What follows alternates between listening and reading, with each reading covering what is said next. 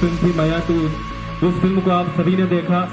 जब छत्तीसगढ़ से जब माया दे दे मायारू कारी और पत्ते आपको पहली बार ऐसे विलेन का रोल करना है तो संजय भैया ने स्क्रिप्ट मानिक पुरी भाई जो कि मेरे फिल्म के एडिटर हैं और बहुत सारी हिंदी सिनेमेटोग्राफर भाई सिद्धार्थ राजपूत जी, इनको हर साल छत्तीस किया है ऐसे एक शख्सियत जिन्होंने इस फिल्म में एक कॉमिक कैरेक्टर सुनील सोनी जी, जो कि संगीत ऐसा संगीत है कि 22 लाख से ज्यादा लोगों ने सुनील सोनी जी। मेरी फिल्म की अभिनेत्री तेजल चौधरी जो कि की हमारे बीच हमारे प्रदेश के पूर्व मुख्यमंत्री वनौषधि बोर्ड के पूर्व अध्यक्ष और हमारे बीच की भारतीय जनता पार्टी का परिवार का मुझे आशीर्वाद है। अब में स्टार्ट होगी तो आपको जब आभार या बहुत देखेंगे तो आप सभी के बीच मैं प्रस्तुत करता हूँ पूरा अच्छा है।